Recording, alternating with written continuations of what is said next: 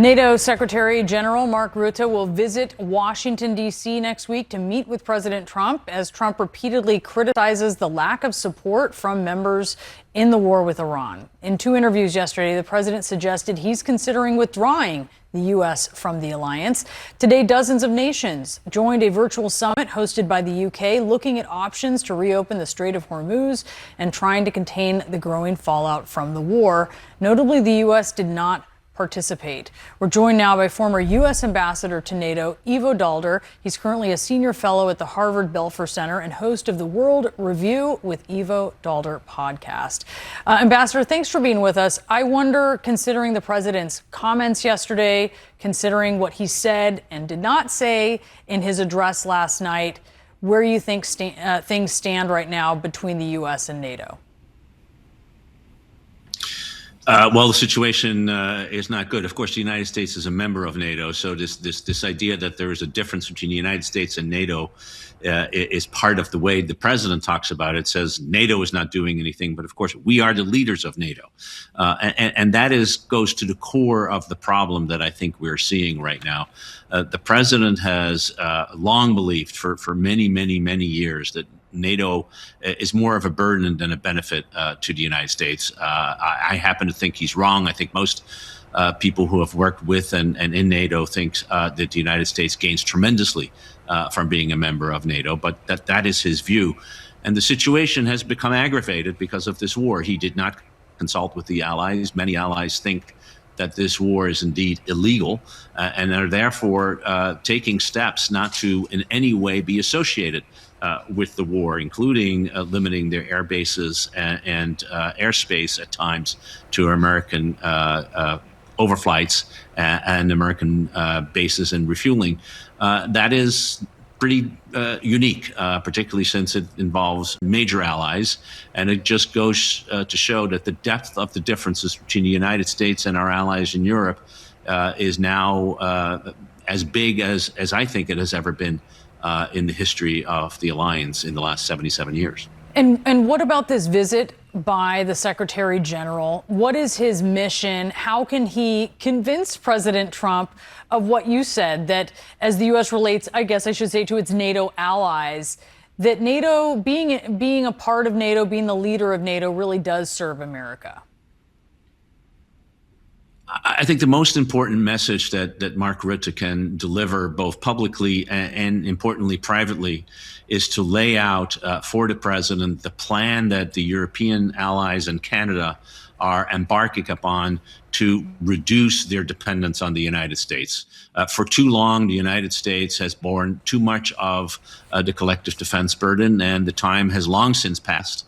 Not just because of President Trump, but many other presidents have long pressed the Europeans in particular to spend more on defense and to take on more responsibility for defense. And what the Secretary can say, we heard you.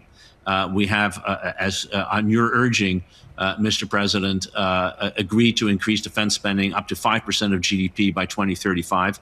Now, here is how that money is going to be spent over the next 9 years to enable us to take more and more responsibility for the defense of Europe, and therefore less and less responsibility having to lie on the United States. I think that is the best way to convince the president that Europeans are doing their share and more than their share, and that they are now getting that message.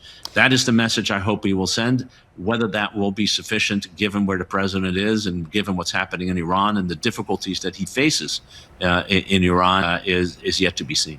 The UK is hosting this virtual summit today on the Strait of Hormuz crisis. There are representatives from over 40 countries. This is something that's been announced by Prime Minister Keir Starmer just yesterday. I wonder what you think Secretary General Rutte should do if the message from President Trump in this meeting is just sort of, hey, the strait is your problem, deal with it. And he's really seeking some kind of agreement on the part of NATO allies to take care of this situation that has been created by the war.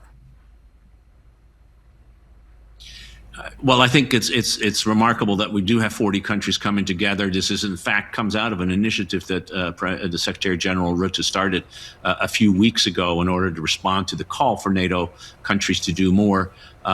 We've had a statement first of 6 major countries, including European plus Japan, and now which expanded, and now there are 40 countries involved.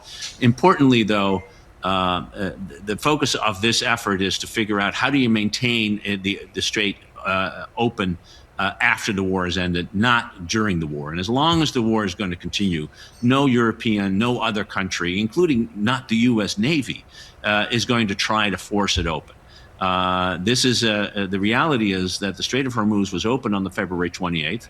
It closed only because the United States and Israel decided to launch a war, and it now needs to open, and that has to be related to the end of the war. I do think that Rutte and the Europeans and others can say, listen, we understand we have a responsibility for maintaining security in the Gulf. We've done that in the past. Indeed, many of these countries have had a military presence for many decades inside the Gulf, including Britain and France and the Netherlands and other countries. We will continue to do that in a more concerted effort. But ultimately, as long as there is fighting across the Arabian Sea and the Persian Gulf, we're not going to be part of that. We didn't start this war. You didn't ask us whether we should start this war. You, Mr. President, will have to figure out how to end it. And then we can talk about what we can do. Yeah, it'll be a critical meeting and very important to watch. Ambassador Dalder, thank you so much for being with us. The official